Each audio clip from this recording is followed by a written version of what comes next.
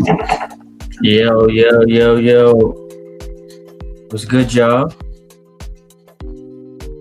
Camera looking crazy. It's been a minute since we've been on here. It's been a little minute. Ty Butler in the house. Make sure you hit that follow button. Smash subscribe. Smash subscribe. Hang on. Camera. What's going on with the camera? Why do we look a little crazy? Why do we look a little crazy? Why do we look crazy? We're going to talk some NFL here in a moment. I want to talk some football with y'all. Let's do that here. I really wish that we could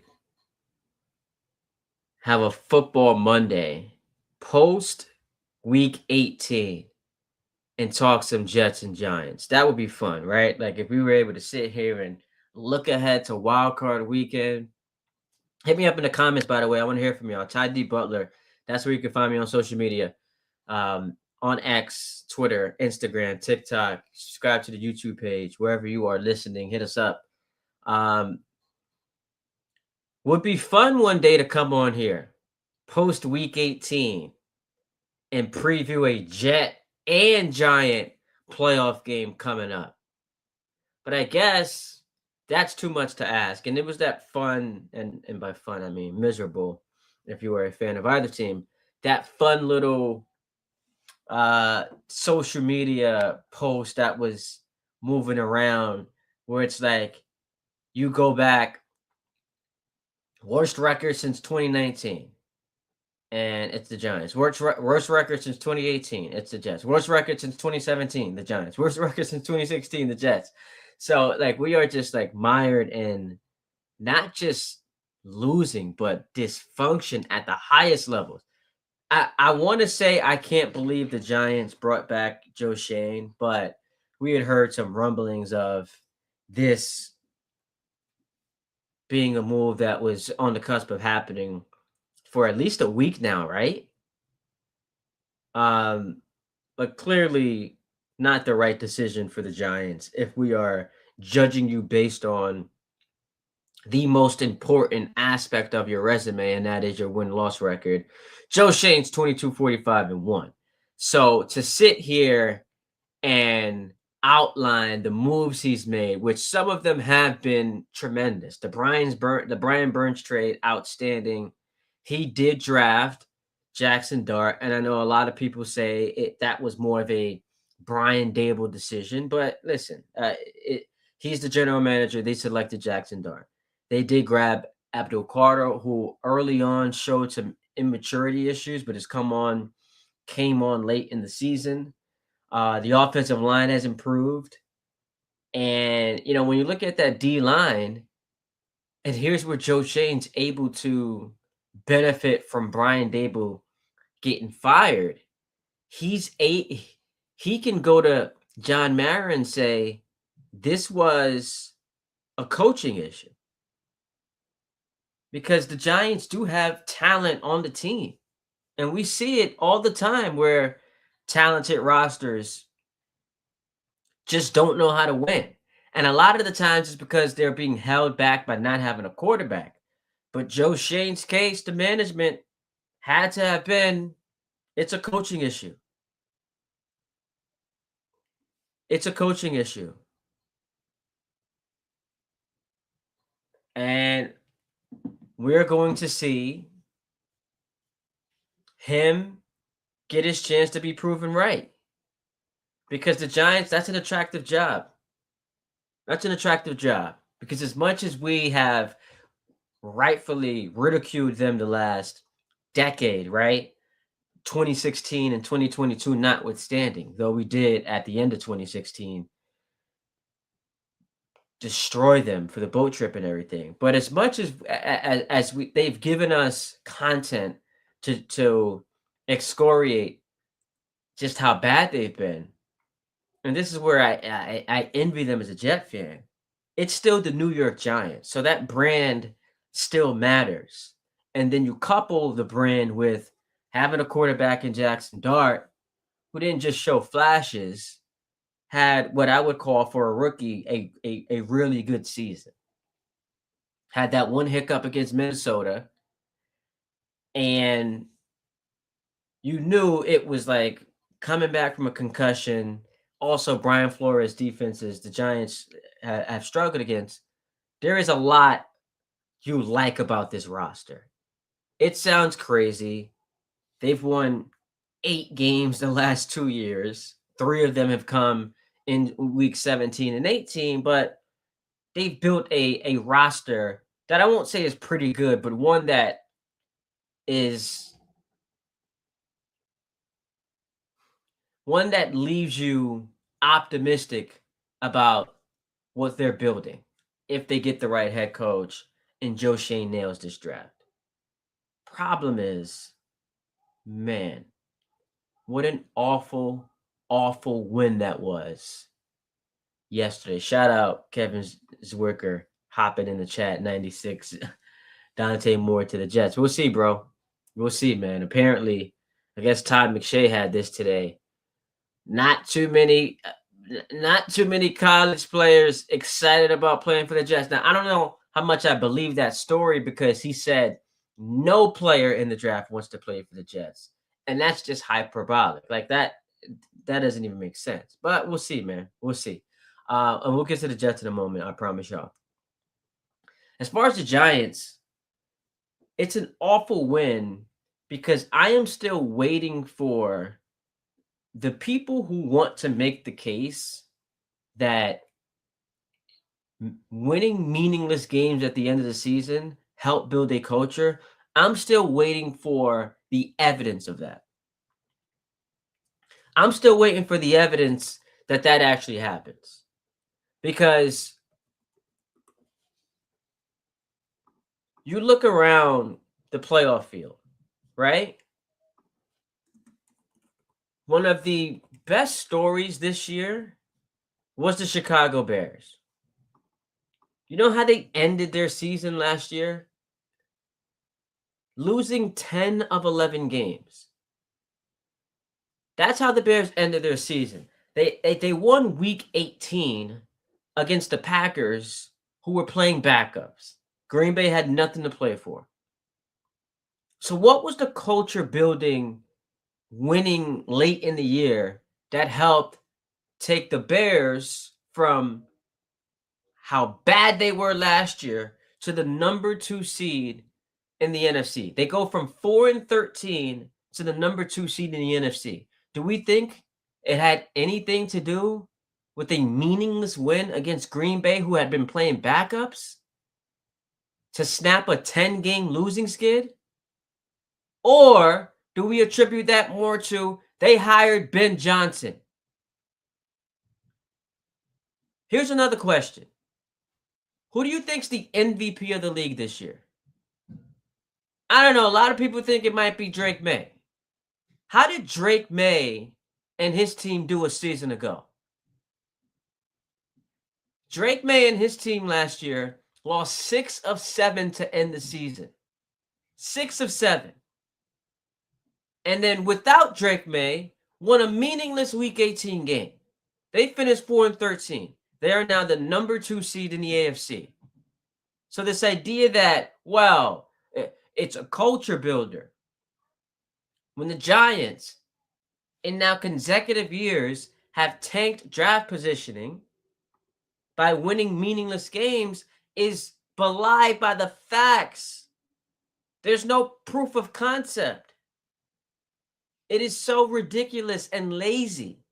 It is just trying to take the other side for argument's sake and grasping at straws.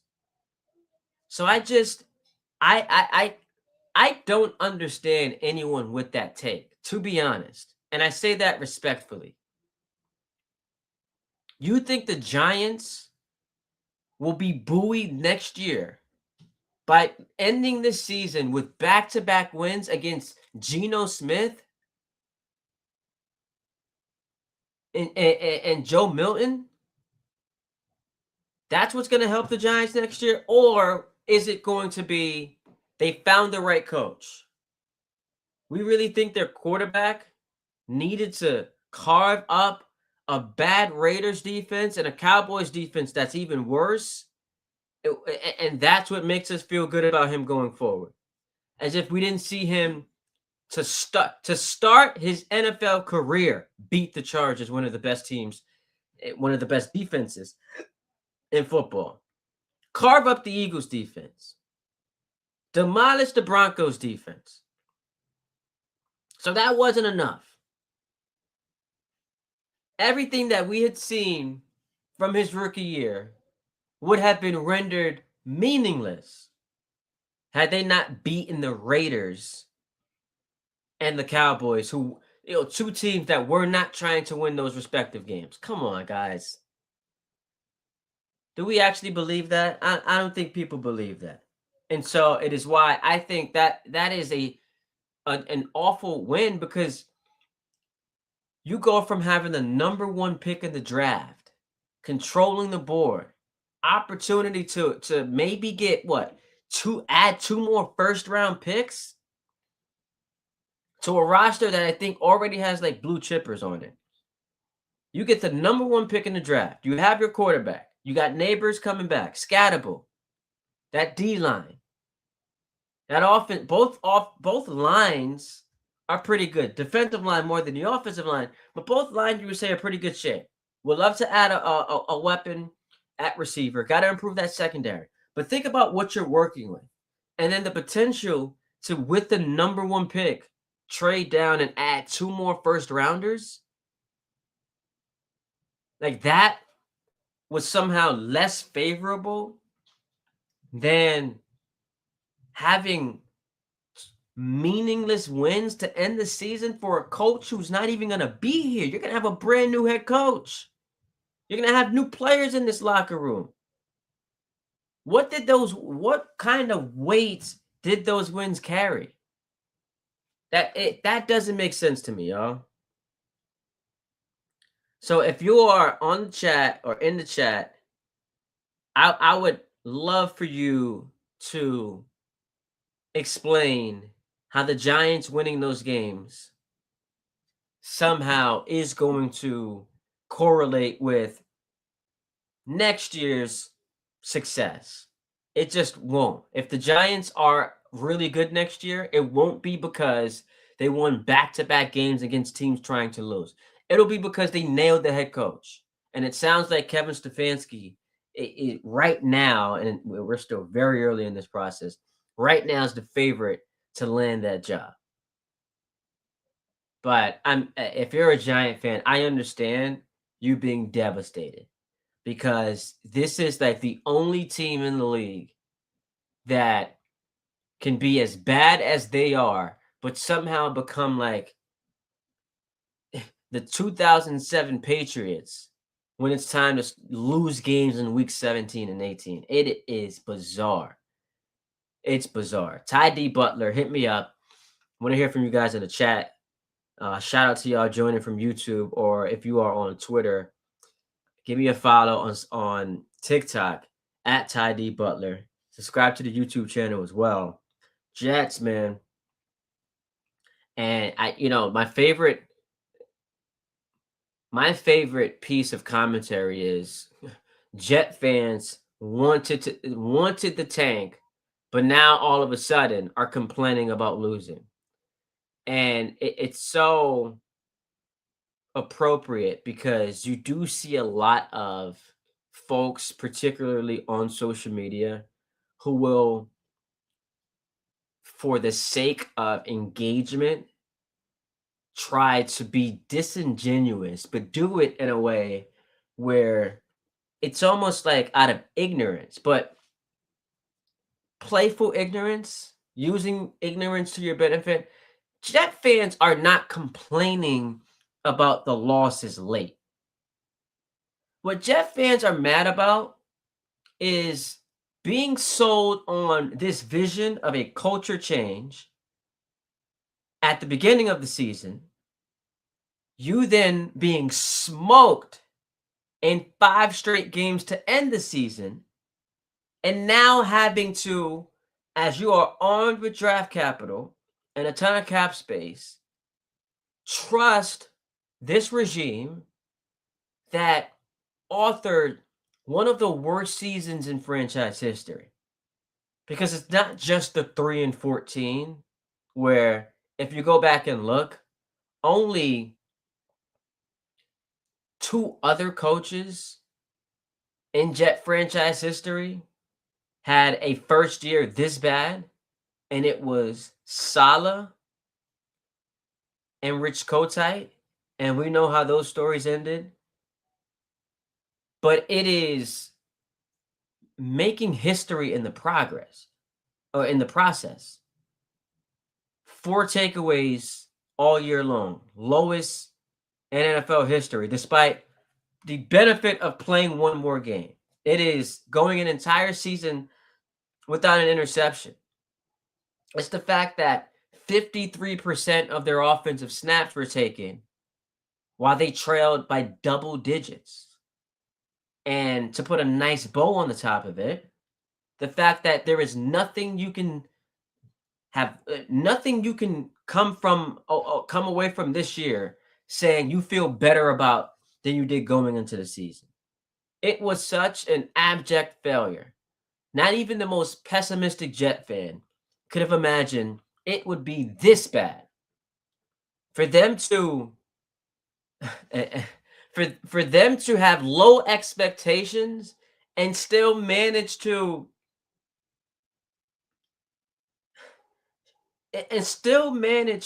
sink below that is just mind-boggling. And I put this tweet out earlier. Folk cost us the number 1 pick. And here is what Kevin means by that. So if you go back to that Falcons game, where Kirk cut and if you're a Jet fan, you're like, Kirk Cousins coming to MetLife, cold weather, no chance, right? So the Jets, after beating Cincinnati, had a bye. They then beat the Browns. So back-to-back wins over backup quarterbacks. They then get smoked by New England and by Baltimore.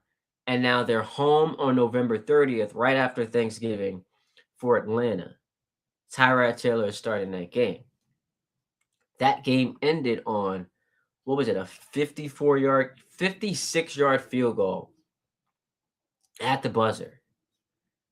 And it was a game of massive consequence, because if the Falcons had found a way to pull that game out, pull off the win there, they're 9-8. They're in the playoffs, hosting the Rams this weekend. The Jets have the number 1 overall pick. They're 2 wins, and because of strength of schedule, they've got the number 1 overall pick. But because Folk hit that field goal, the Jets end up with the 2nd pick. The Falcons end up at 8-9. Their GM gets fired. Their head coach gets fired. And by the way, the Falcons don't have a first-round pick because they traded it to the Rams in the James Pierce trade. And so that was a costly game for 2 franchises. The Jets, now hoping and praying Vegas falls in love with Dante Moore if he decides to come out of college. And the Falcons, you can your general manager and your head coach, which I didn't think was right, by the way. Ending the year on a 5-game win streak? That defense balled out. You lost your quarterback.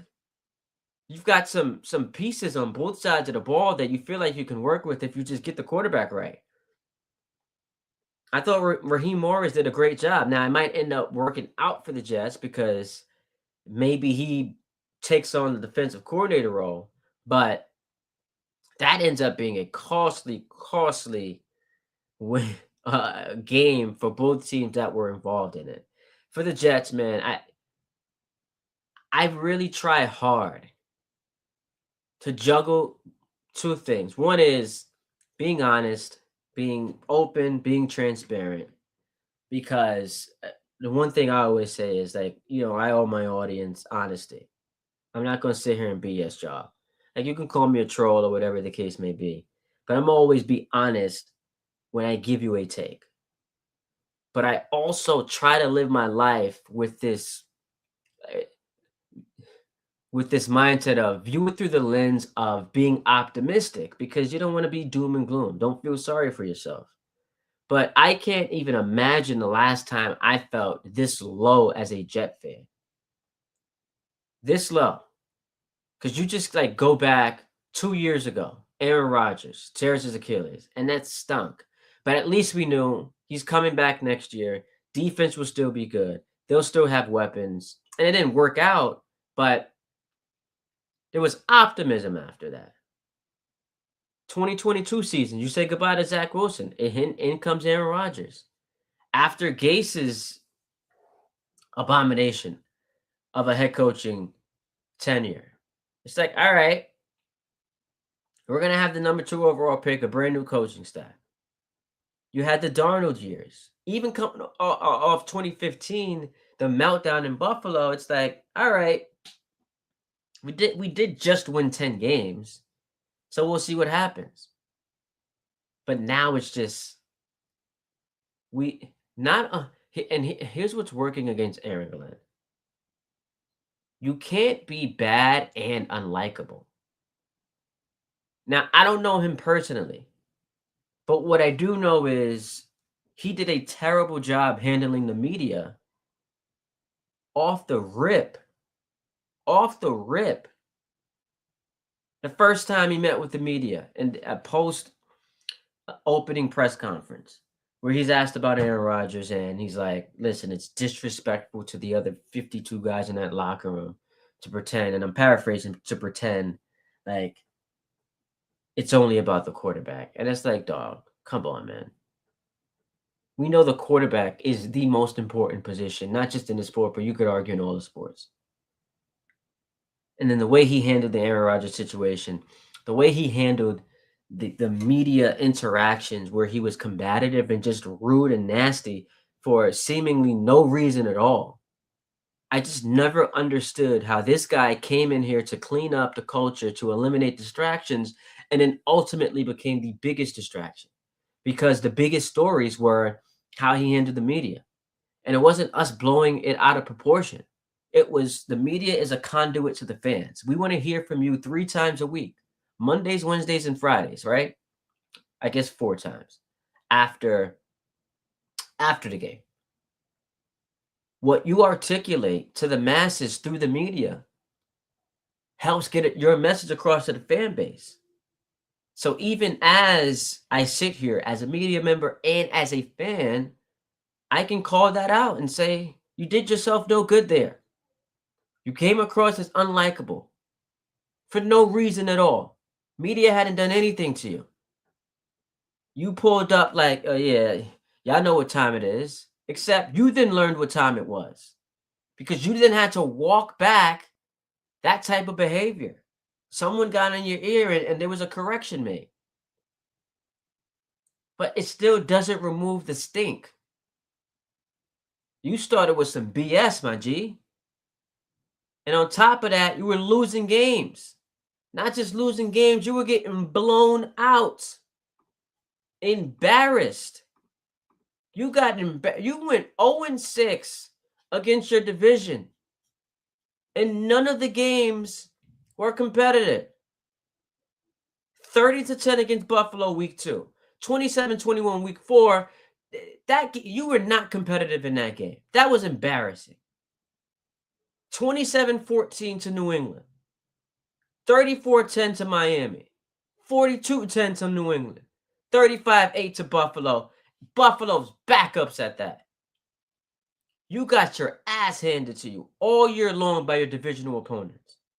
And you were lucky to play 3 backup quarterbacks and won those games by a combined, let's do the math here, 11 points. Your 3 wins by a combined 11 points, where you spent majority of the season getting bludgeoned. And if we take a look at the point differential, The Jets, dead last, minus 203 this year. Dead last. They got outscored by 203 points this year. And the head coach was up at that podium. I'm not revealing who my starting quarterback is. The guys know. We'll let you all know on Sunday. What the hell are you talking about? Hey, what's going on with Garrett Wilson's injury? Ask Rich Samini. He has the. What the hell are you talking about? How'd that work out for you? You were an embarrassment. The biggest embarrassment in football. The worst team in the league. Worse than the Raiders, who won yesterday, by the way. Worse than the Giants, who won back-to-back games, by the way. Worse than the Browns, who won yesterday. Worse than the Titans. Worse than the Saints, who kicked your ass. What an absolute embarrassment for Aaron Glenn, Mr. Tough Guy. Because that was so important. Putting your foot down. Saying it with your chest. Come on, my guy. That act is not working here, which is surprising because this dude played in this market. If you were a good team, if you were a good head coach, it wouldn't matter. But you cannot be bad. You cannot be historically bad and unlikable. And that's a fact. But unfortunately, nothing's going to happen. And we just got to hope and pray this dude can, in one offseason, flip some type of a switch that, yeah, we've never seen before, but just hope it happens. Just hope it happens. How bad was that offense? The Jets, worst in the league in passing yards per game, 140. Could you imagine that? They had 140 passing yards per game. 140. Worst in the league in touchdowns, 15 all year. We watched 17 games. They scored 15 touchdowns. We watched 17 games. They had 0 interceptions. Through 13 of them, had 0. Amazing. Absolutely, absolutely amazing. Absolutely, absolutely. Despicable, infuriating, and hard for any Jet fan to come away from this thinking, we've got our guy. So I just wanted to come on here and talk to y'all about the Jets and the Giants. Maybe I'll pull back up later. But horrible win for the Giants.